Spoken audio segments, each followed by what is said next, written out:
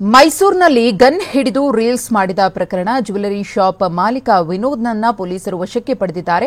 ಟಿವಿ9ನಲ್ಲಿ ವರದಿ ಪ್ರಸಾರವಾದ ಬೆನ್ನಲ್ಲೇ ರೀಲ್ಸ್ ಭೂಪ ಲಾಕ್ ಆಗಿದ್ದಾನೆ. ಸರಸ್ವತಿಪುರಂ ಹಾಗೂ ಕೃಷ್ಣರಾಜ ಸಂಚಾರ ಪೊಲೀಸರಿಂದ ಈತನನ್ನ ವಶಕ್ಕೆ ಪಡೆಯಲಾಗಿದೆ. ವಿಚಾರಣೆಯ ವೇಳೆ ಇದು ಹಳೆ ವಿಡಿಯೋ ಅಂತ ಆತ ಮಾಹಿತಿಯನ್ನ ಕೊಟ್ಟಿದ್ದಾನೆ. ಅಷ್ಟು ಮಾತ್ರವಲ್ಲ, ಇದು ಒರಿಜಿನಲ್ ಗನ್ ಅಲ್ಲ, ಪಟಾಕಿ ಗನ್ ಅನ್ನೋದು ಕೂಡ ಗೊತ್ತಾಗಿದೆ. ಸೋಷಿಯಲ್ ಮೀಡಿಯಾದಲ್ಲಿ ರೀಲ್ಸ್ಗೋಸ್ಕರ ಈ ರೀತಿಯಾಗಿ ಆ ಗನ್ ಅನ್ನು ಯೂಸ್ ಮಾಡಿಕೊಂಡು ವಿಡಿಯೋ ಮಾಡಿದ್ದ ಆರೋಪಿ ಏನು ಈಗ ಪೊಲೀಸರ ವಶದಲ್ಲಿದ್ದಾನೋ ಆತನ ವಾಹನವನ್ನು ಕೂಡ ಕೃಷ್ಣರಾಜ ಪೊಲೀಸರು ಸೀಸ್ ಮಾಡಿಕೊಂಡಿದ್ದಾರೆ.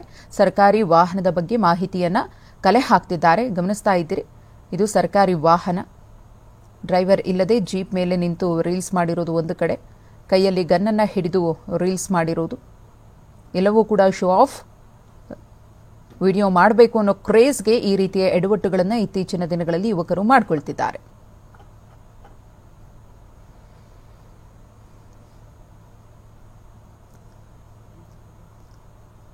ಗಮನಿಸ್ತಾ ಇದ್ದೀರಿ, ಇದೇ ರೀತಿಯಾಗಿ ಒಂದಷ್ಟು ವಿಡಿಯೋಗಳನ್ನು ಮಾಡಿ ಇನ್ಸ್ಟಾಗ್ರಾಮ್ನಲ್ಲಿ ಅಪ್ಲೋಡ್ ಮಾಡೋದು, ಸೋಷಿಯಲ್ ಮೀಡಿಯಾ ಪ್ಲಾಟ್ಫಾರ್ಮ್ಗಳಲ್ಲಿ ಅಪ್ಲೋಡ್ ಮಾಡುವಂತಹ ಕೆಲಸವನ್ನು ಮಾಡ್ತಾ ಇದ್ದ. ಗನ್ನನ್ನು ಹಿಡಿದು ರೀಲ್ಸ್ ಮಾಡಿದ್ದರಿಂದ ಈತನನ್ನ ವಶಕ್ಕೆ ಪಡೆಯಲಾಗಿದೆ. ಅದರ ಜೊತೆಗೆ ಸರ್ಕಾರಿ ವಾಹನದ ದುರ್ಬಳಕೆ ಆಗಿದೆ. ಇಲ್ಲಿ ಇದ್ರ ಬಗ್ಗೆಯೂ ಕೂಡ ಪೊಲೀಸರು ತನಿಖೆಯನ್ನ ಮಾಡ್ತಿದ್ದಾರೆ. ಕಾರ್ನಲ್ಲಿ ಮಂಗಳೂರು ಯುವಕರು ಹುಚ್ಚಾಟವನ್ನ ಮೆರೆದಿದ್ದಾರೆ. ಎಫ್ಐಆರ್ ದಾಖಲಾಗಿದೆ. ಇನ್ನು ತಲೆಮರೆಸಿಕೊಂಡಿರುವಂತಹ ಆರೋಪಿಗಳಿಗಾಗಿ ಪೊಲೀಸರಿಂದ ಶೋಧ ಕಾರ್ಯ ನಡೀತಾ ಇದೆ. ಸುಳ್ಯ ಪೊಲೀಸ್ ಠಾಣೆಯಲ್ಲಿ ಎಫ್ಐಆರ್ ದಾಖಲಾಗಿತ್ತು. ಪೊಲೀಸರು ಕರೆ ಮಾಡಿದ್ರೆ ಫೋನ್ಗಳು ಕೂಡ ಸ್ವಿಚ್ ಆಫ್ ಆಗಿದೆ. ಫೋನ್ಗಳನ್ನು ಸ್ವಿಚ್ ಆಫ್ ಮಾಡಿಕೊಂಡು ಯುವಕರು ಎಸ್ಕೇಪ್ ಆಗಿದ್ದಾರೆ.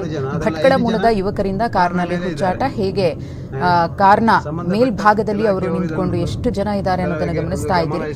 ಮೇನ್ ರೋಡ್ನಲ್ಲೇ ಈ ರೀತಿಯಾಗಿ ಕಾರ್ ಡ್ರೈವ್ ಮಾಡಿಕೊಂಡು ಹುಚ್ಚಾಟವನ್ನ ಮೆರೆದಿರೋದ್ರಿಂದ ಏನಾದರೂ ಹೆಚ್ಚು ಕಮ್ಮಿ ಆಗಿದ್ದರೆ ಯಾರು ಜವಾಬ್ದಾರಿ ಅನ್ನೋ ಪ್ರಶ್ನೆಯನ್ನ ಕೂಡ ಇಲ್ಲಿ ಹಾಕಲೇಬೇಕಾಗುತ್ತೆ. ಬಿಎನ್ಎಸ್ ಆಕ್ಟ್ 281, ಐಎಂವಿ ಆಕ್ಟ್ ನ 184 ಸೆಕ್ಷನ್ ನ ಅಡಿ ಕೇಸನ್ನ ದಾಖಲು ಮಾಡಿಕೊಂಡಿದ್ದಾರೆ. Suo motu case ದಾಖಲಾಗಿರುವುದು.